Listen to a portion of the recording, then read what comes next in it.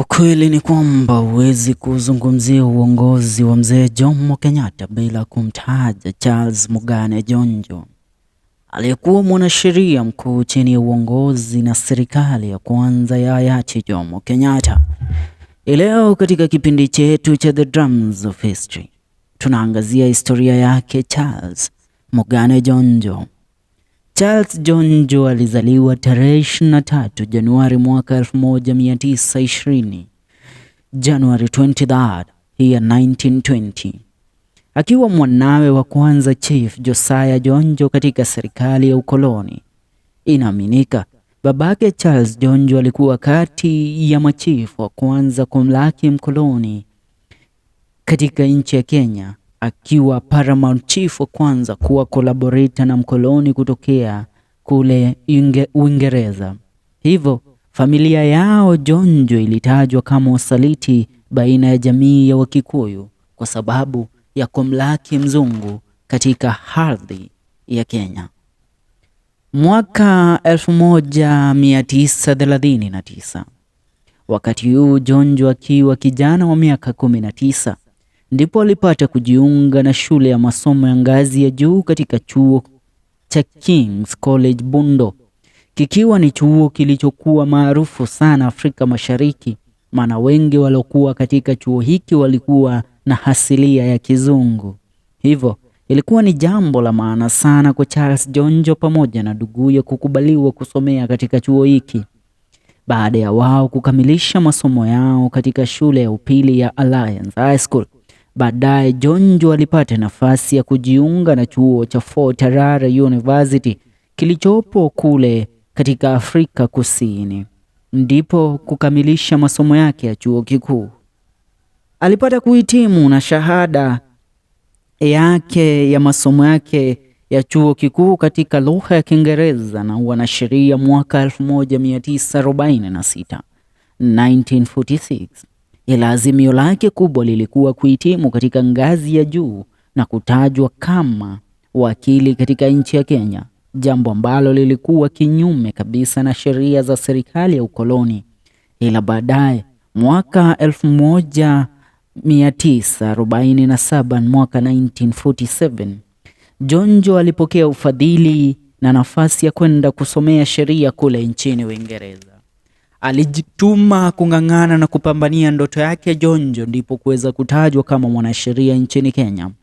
Baada ya kupambana kwingi kule na kupanda milima na kushuka nchini Uingereza, kwa mara ya kwanza Charles Njonjo alihitimu kuwa wakili kamili na kupewa cheti cha wanasheria Uingereza mwaka 1952, akiwa Mwafrika wa pili baada ya Mwafrika wa kwanza ambaye aliyekuwa amehitimu kuwa mwanasheria kule Uingereza, akiwa ni Chiedo More Jem Agwings Kodhek, pia wa asilia ya Kenya, aliyehitimu mwaka 1951 katika Lincoln's Inn,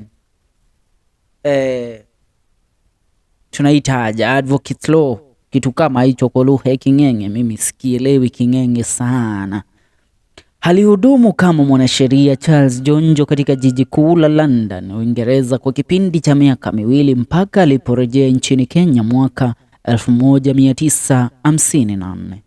Tarehe 1 Machi mwaka 1955 alijinyakulia nafasi ya kuhudumu katika ofisi ya State Law Office. Pale aliteuliwa kama Assistant Registrar General.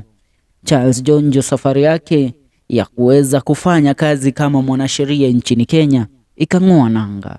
Mwaka mmoja baadaye alihamishiwa katika eneo la Mombasa, ambapo alifanya kazi kule kwa kipindi cha miaka 5.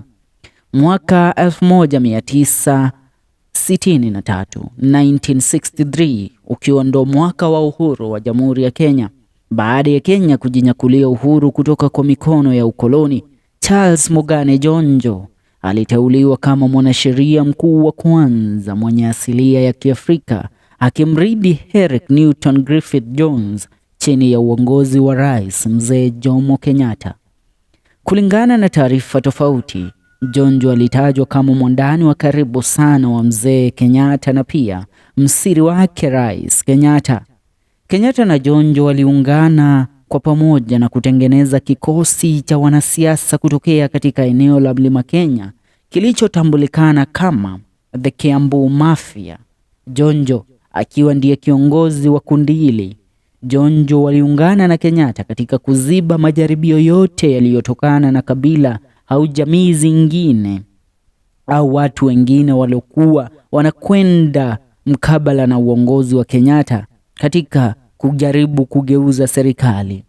Kuna fununu kwamba mwanasheria mkuu Charles Mugane Njonjo na kikosi chake cha The Kiambu Mafia pamoja ndio waliweza kuhusika katika mauaji ya waziri Thomas Odhiambo Mboya ama ukipenda Tom Mboya pamoja na mbunge wa Nyandarua wakati ule Josiah Kariuki ukipenda muite JM Kariuki. Taarifa hizi zilipomfikia Kenyatta alipinga kuhusika kwa Charles Njonjo kwa mauaji yale na kumtetea kwa kiasi kikubwa mpaka kuwasimamisha kazi polisi waliomtaja Charles Njonjo katika sakata ya mauaji ya JM Kariuki pamoja na yale ya Thomas Mboya. Baada ya mtafaruku kuzuka baina ya Kenya na Uganda mwaka 1976, Charles Njonjo inaaminika ndiye aliyekuwa katika mstari wa mbele kuongoza mazungumzo ya amani dhidi ya Rais Amin Dada wa Uganda na mzee Jomo Kenyatta wa Kenya. Kumbuka, wakati Amin Dada aliweza kudai ya kwamba Uganda itaichukua sehemu kubwa ya Kenya mpaka kufikia katika sehemu za Naivasha na pia kuweza kutofautiana sana na serikali ya Kenya baada ya Charles Njonjo pamoja na wandani wake wengine katika serikali kuweza kusaidia nchi ya Israeli katika uokozi uliofanyika wa kijeshi kule nchini Uganda kuwaokoa mateka wa Israeli waliopata kutekwa nyara na kuweza kufungiwa kule katika uwanja wa ndege wa Entebbe katika operesheni inayotambulikana kama the Entebbe Rescue. Kumbuka jambo kama hilo tumepata kuliongelea mara kwa mara katika visa tofauti hapa ndani ya the FM show KE. Baada ya taarifa kuhusu Rais Kenyatta kuwa mgonjwa kuvuja mwaka 1977, Charles Njonjo akiongoza kikosi cha Kiambu Mafia walianza mikakati ya kumuua makamu wa rais Daniel Moi wakati ule katika jaribio ambalo alikufua dafu. Njonjo waliona kwamba ingetokea mzee Kenyatta afariki na Moi kuongoza Kenya kama rais, basi huo ndo ungekuwa mwisho wao mamlakani kama the Kiambu Mafia. Hivyo walijaribu kufanya kila wawezalo ndipo kuweza kumkuwa na rais ambaye angewasikiza na kuwapa sikio wao kama the Kiambu Mafia. Na kikosi cha the Kiambu Mafia kikimteua Charles Njonjo wakati ule kama ambaye angekuwa mrithi wa Kenyatta, ila mipango hii haikufua dafu kabisa, maana ya kifo cha Kenyatta mwaka 1978. Makamu wake wa rais Daniel Moi aliteuliwa rasmi kama rais wa pili wa Jamhuri ya Kenya. Baada ya ndoto yake Njonjo ya kuwa rais wa Kenya kuzimwa mwaka 1980 alipata kujiuzulu kama mwanasheria mkuu wa Jamhuri ya Kenya baada ya kuhudumu kama mwanasheria kwa kipindi cha miaka 17, akiwa ndiye mwanasheria pekee aliyewahi hudumu kwa miaka zaidi katika Jamhuri ya Kenya, 17 years as an Attorney General in the Kenyan government. Alijiuzulu kama mwanasheria mkuu na kuwania kiti cha ubunge eneo la Kikuyu ambapo alishinda uchaguzi ule bila pingamizi.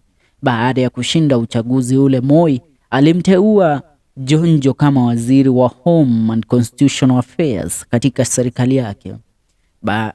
Lakini mambo bado, Njonjo alikuwa na azimio la kuweza kuwa rais wa Jamhuri ya Kenya. Hivyo katika jaribio la kumng'atua Moi mamlakani la mwaka 1982, the coup of the year 1982, Charles Njonjo alikuwa katika orodha ya viongozi waliokuwa katika mstari wa mbele kumng'atua Moi mamlakani, ambao walitajwa na wale ambao waliweza kukamatwa. Alipatikana na hatia baada ya kufikishwa mahakamani na kusimamishwa mbele ya bunge kuu. Njonjo alipatikana na hatia na kulazimishwa kujiuzulu. Jaribio hili lilimzima kabisa kisiasa Charles Njonjo mpaka mwaka 1998 alipoteuliwa kama mkubwa wa tume ya wanyamapori ya Kenya Wildlife Service, na mpaka pia alipofanya kujaribu kurejea siasani mwaka 2006 akifata kumuunga mkono kiongozi wa ODM Raila Amolo Odinga. Ila baada ya uchaguzi huo wa mwaka 2007 na ghasia za uchaguzi kutokea, Charles Njonjo aliweza kung'atuka katika ulingo wa siasa kabisa na kupotea mpaka pale taarifa zilipogonga vyombo vya habari tarehe 2 mwezi Januari mwaka 2022 ya kwamba Charles Njonjo aliyekuwa mwanasheria mkuu wa kwanza nchini Kenya alikuwa kaiaga dunia, wakati ule akiwa na miaka 102, 101 years. Alikuwa tu amesalia na wiki mbili ndipo afikishe 102. Ni hayo kwa sasa kulingana na kisa hiki kumuhusu mwanasheria Charles Mugane Njonjo, mwanasheria mkuu zamani wa Jamhuri ya Kenya.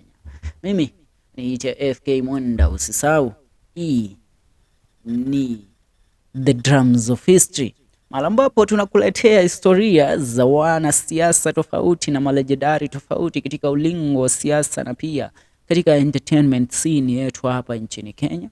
Hivyo usibanduke, make sure umekita kambi hapa ndani ya janja ya FM Show KE samani. Tuungane katika video zetu zijazo. Subscribe.